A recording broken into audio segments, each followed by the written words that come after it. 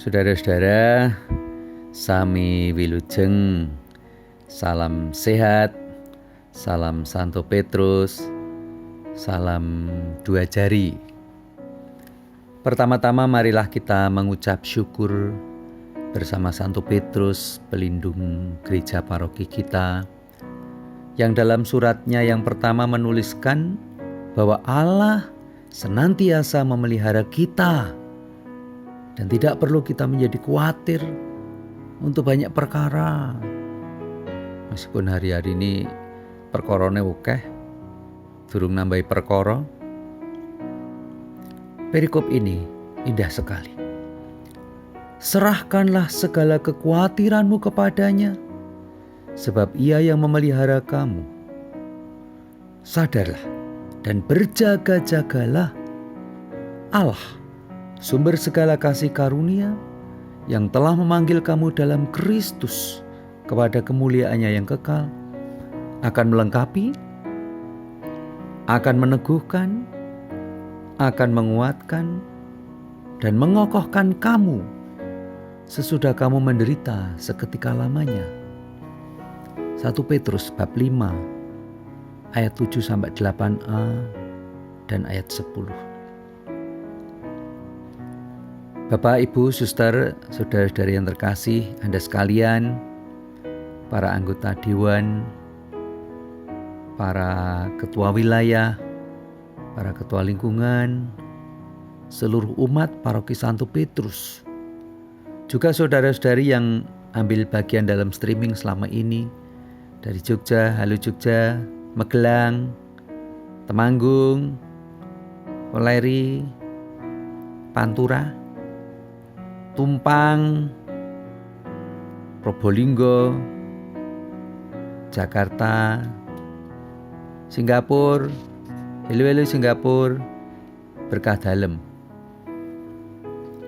Perkenankanlah saya pada kesempatan ini menyampaikan beberapa hal terkait dengan situasi dan zaman kita ini, keadaan real kehidupan kita dan sekitar kita, planning dan langkah kita ke depan, dan beberapa hal yang mungkin baik kita pikirkan bersama. Catatan pertama, mungkin saya juduli saja zaman kita gitu ya, lebih mudahnya. Terasa sudah cukup lama tidak ada aktivitas di gereja kita. Sejak tanggal 9 Maret 2020 tidak lagi bisa berkumpul. Ada rasa rindu tentu. Anda sekalian rindu untuk merayakan Ekaristi. Saya, kami komunitas pastoran juga rindu untuk memandang Anda sekalian yang biasanya jedal-jedul, tatet-tatet, terlibat aktif dalam Ekaristi, guyup-guyup, latihan nyanyi, latihan kur, kumpul-kumpul, kegiatan gereja, lucu-lucu ya. Ketika tidak ada aktivitas di gereja, lalu pelayanan rohani dilaksanakan dengan streaming mulai tanggal 21 Maret.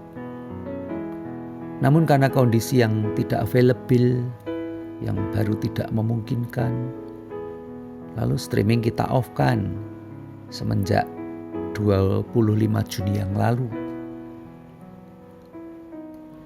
Makan bakmi pakai piring, masih panas enak rasanya. Kita belum streaming, tunggu saja tanggal mainnya. Dapat biawak, terlepas pergi, off sejenak, segera streaming lagi. Beberapa hari yang lalu tuh ada biawak masuk gudang pasturan, lalu dicekel, itu jadi pantun gitu. Dapat biawak, terlepas pergi, streaming off sejenak, nanti mulai lagi.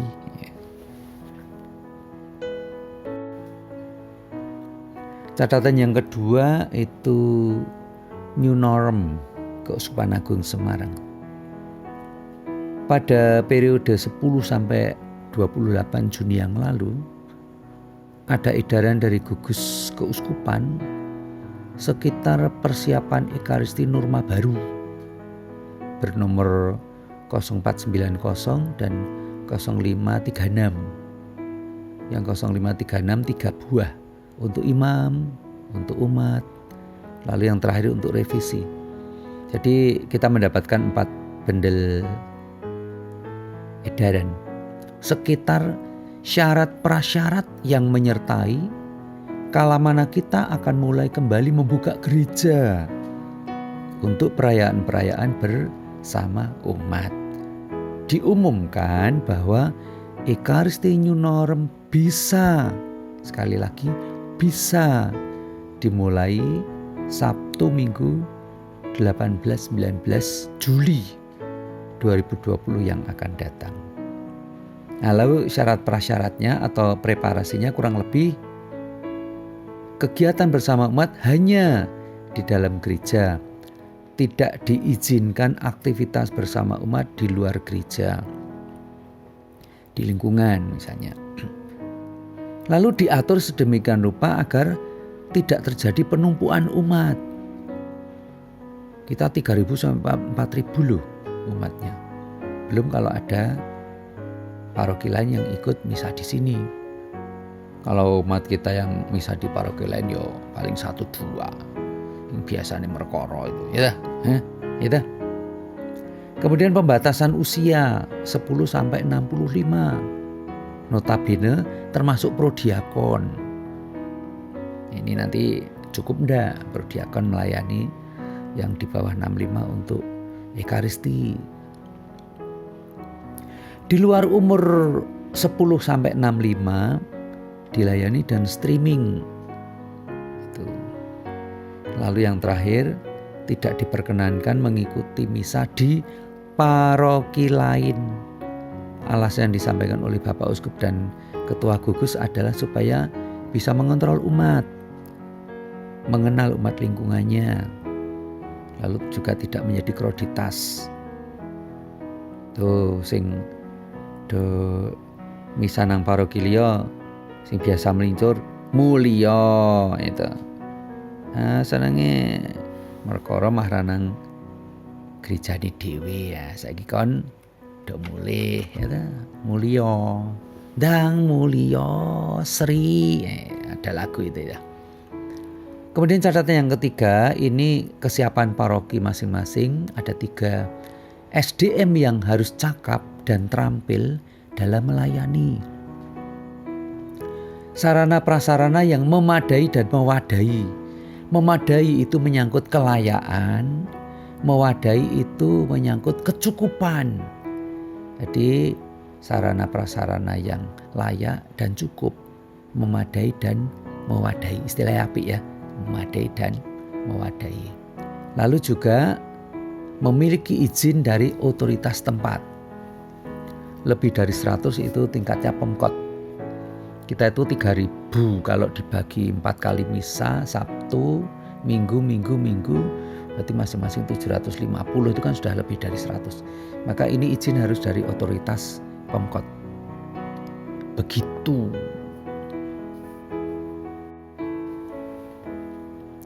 Kemudian bagian yang ketiga ini realitas COVID sekitar gereja. Ini kita melihat data, lalu analisa, lalu apa yang perlu kita perhatikan. Ada 5 poin. Yang pertama, paroki kita itu terdiri dari 6 wilayah dengan 28 lingkungan. Saya kira kita semua paham itu ya. Wilayah 1 ada 5 lingkungan, wilayah 2 6 lingkungan, wilayah 3 juga 6, wilayah 4 ada 4, wilayah 5 juga 4, wilayah 6 ada 3 lingkungan. Yang kedua, kasus COVID di Kecamatan Tembalang. Kita masuk Kecamatan Tembalang. Itu grafiknya naik dan amat signifikan kenaikannya. Seminggu yang lalu kita sempat ranking tertinggi dengan 63 kasus. Ini berarti 9,91% dari total kasus COVID di Kota Semarang. Average bulan Juni itu 40% dari 31,45% rata-rata kasus di Semarang. Hanya hari-hari ini, 2-3 hari terakhir ini, rankingnya diambil alih oleh Kecamatan Pedurungan yang sebelumnya memang ranking 1. Kemudian COVID di wilayah Gereja Santo Petrus. Kita memiliki beberapa kelurahan yang masuk di Kecamatan Tembalang. Dari data DKK, di teritori paroki kita terdapat 49 kasus. Itu berarti 77,8% dari 63 kasus sekecamatan. Persentase ini cukup tinggi, yakni 7,7% dari total 636 kasus. Dengan average pertumbuhan 6,46% selama bulan Juni. Sekali lagi, average pertumbuhan COVID 6,46. Catatan keempat, analisanya. Saran WHO itu yang digunakan adalah rumus RO dan RT. RO menurut data WHO 1,9 sampai 5,7. Misalnya 2,5 berarti satu orang yang positif bisa menularkan 2 sampai 3 orang. Tadi dari catatan yang ketiga tadi, teritori gereja kita memiliki average 6,46%. Ini melebihi standar COVID WHO yang hanya 1,9 sampai 5,7. Berarti kalau ada satu orang yang positif, dia bisa menularkan 6 sampai 7 orang. Apa artinya? Artinya tingkat ancaman penularan sangat besar dan berbahaya. Tolong ini disadari sesadar-sadarnya. Maka yang kelima, coba kita lihat data-data ini, kita simpulkan. Porsi Kecamatan Tembalang itu 9,91% dari 636 total COVID di Semarang, itu tertinggi. Porsi teritori Gereja Santo Petrus 77,8%, 49 kasus dari total sekecamatan. Sedangkan persentase teritori kita itu 7,7% sekota Semarang. Jadi seperti kita lihat tadi, average di lingkungan teritori Santo Petrus 6,46%. Jadi ada indikasi bahwa ancaman penularan di teritori wilayah Gereja Santo Petrus kita masih, sekali lagi, masih sangat tinggi. Mudeng.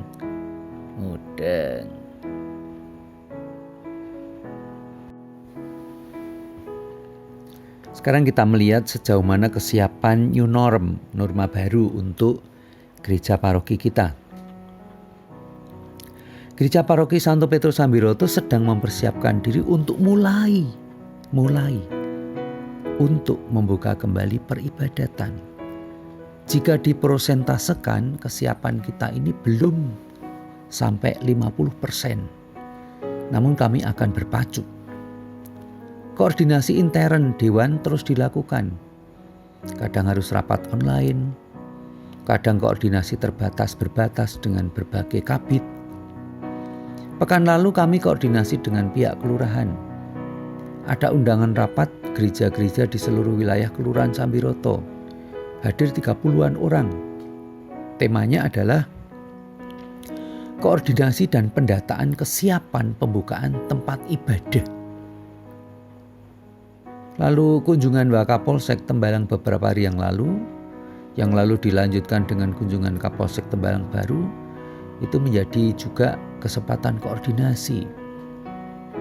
kecuali dalam rangka memperkenalkan diri sebagai Kapolsek yang baru, juga dalam rangka penjajakan dimungkinkannyakkah pembukaan Gereja Santo Petrus untuk Ekaristi dan untuk kegiatan lain.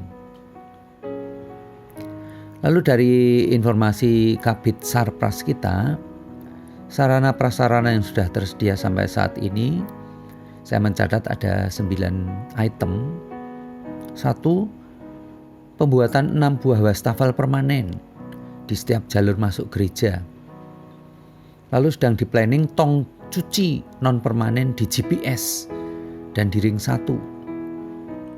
2. Kesiapan panti imam untuk mengalihkan petugas dari panti umat supaya tempat duduk umat bisa bertambah, apalagi dengan distancing nanti. 3. Stripping dan pemasangannya di bangku-bangku gereja sudah siap ini. 4. Simulasi sitting dan pengaturan jalur umat. 5. Kesiapan pos kesehatan dan rehab beberapa area gereja untuk distancing. 6. Penyusunan protokol pra-ekaristi, selama ekaristi, dan pasca ekaristi. 7. Pendataan masing-masing lingkungan umat-umat yang memenuhi syarat untuk mengikuti ekaristi new norm. 8. Koordinasi dan pendataan petugas kesehatan paroki. Nanti Dr. Dona akan dikonfirmasi lanjut ini. 9. Pembelian alat deteksi term gun, kita sudah memiliki 6 buah. Ya, selama ini kita pakai dulu untuk kalau ada tamu, kalau ada orang yang ke pasturan, ke sekretariat dan sebagainya. Lalu catatan langkah-langkah selengkapnya bila mana kita nanti membuka gereja untuk ekaristi, ini harus melalui 9 langkah. 1. Dipastikan bahwa sarana prasarana kelayaan sudah terpenuhi. Itu tadi ya, memadai dan mewadai. 2. Mengajukan izin ke Pemkot untuk mengeluarkan testimoni. 3. Ketika sudah mengajukan izin, lalu ada uji kelayakan dari Satgas Gugus tingkat kota. Karena prediksi kita dan pasti itu sekali misa lebih dari 100 jemaat. Itu tingkatnya bukan kelurahan, bukan kecamatan, tapi sudah sampai Pemkot, pemerintah kota. 4. Sesudah uji kelayakan lalu keluarlah surat izin dari otoritas kota. Lalu kita mulai bebenah. Poin 5. Koordinasi Satgas Gugus tingkat paroki.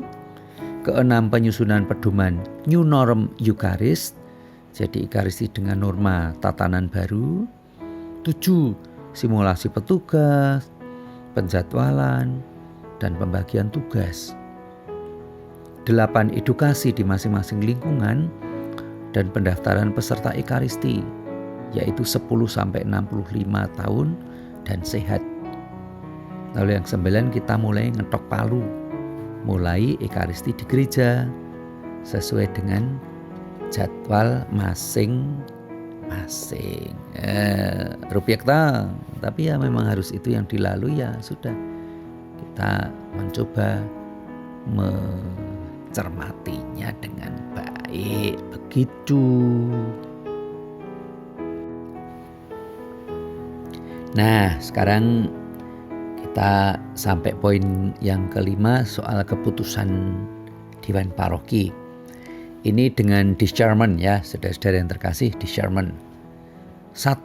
Dengan melihat realitas di daerah COVID kita dengan average 6,46 di wilayah teritori Santo Petrus. 2. Mencermati betapa masih tingginya case. 3. Menimbang ancaman dan bahaya serta belum siapnya sepenuhnya persiapan yang memadai dan mewadai. Maka dengan melihat, dengan mencermati, dengan menimbang, rapat Dewan Harian hari Senin tanggal 29 Juni 2020 memutuskan untuk tidak, sekali lagi, tidak membuka gereja bagi perayaan Ekaristi pada hari tanggal Sabtu Minggu 18-19 Juli 2020 mendatang. Jadi melihat, mencermati, memindang, memutuskan untuk tidak misa Sabtu Minggu 18-19 Juli mendatang. Begitu. Nah, lalu planningnya 3 minggu ke depan selama bulan Juli kami Dewan Paroki khususnya bidang Sarpras akan meneruskan proses persiapan dengan cancut melengkapi syarat prasyarat fisik yang masih kurang. Itu bulan Juli. Bulan Agustus sesuai hasil rapat hari Senin yang lalu dan juga dalam koordinasi dengan Kapolsek Tembalang, maka akan dimatangkan kesiapan teknis kelayaan mulainya ibadat kembali sembari menunggu perkembangan situasi dan data COVID di wilayah teritori paroki Santo Petrus. Mudah-mudahan nanti merah menjadi oranye, oranye menjadi putih, putih menjadi hijau, gitu. Ya, ndonga-ndonga. Lalu maybe bulan Juni, Juli, Agustus terlewatkan, kita masuk bulan September mulai resmi mengadakan Ekaristi tanggal 5-6 September. Sekali lagi, kita akan mulai resmi membuka perayaan Ekaristi dengan menggunakan New Norm Eucharist dan menerapkan protokol kesehatan metode baru. Semoga Tuhan berkenan kita membuka Ekaristi pada tanggal 5-6 September. Demikian keputusan Dewan Paroki terkait dengan Ekaristi. Nah, begitu ya Bapak Ibu Saudara, mohon mencermati semua yang saya sampaikan tadi. Oleh karena sebab itu daripada maka sesungguhnya kemudian demikian disimpulkan akhirnya bahwa marilah kita bersabar, kata Ketua Gugus Keuskupan. Urip anyar kudu nganggo nalar. Aja mung mbujung rasa lan kepinginan. Aja sak karepe dhewe. Ngudung enak lan penake wudele kaya wiwi. Marilah kita mohon dengan rendah hati kepada Tuhan agar Dia bermurah hati dan kita senantiasa dikaruniai kesabaran dan rela bekerja sama mendukung segalanya demi baiknya, demi selamat kita bersama. Terima kasih. Salam sehat, salam Santo Petrus, salam dua jari, berkah dalam.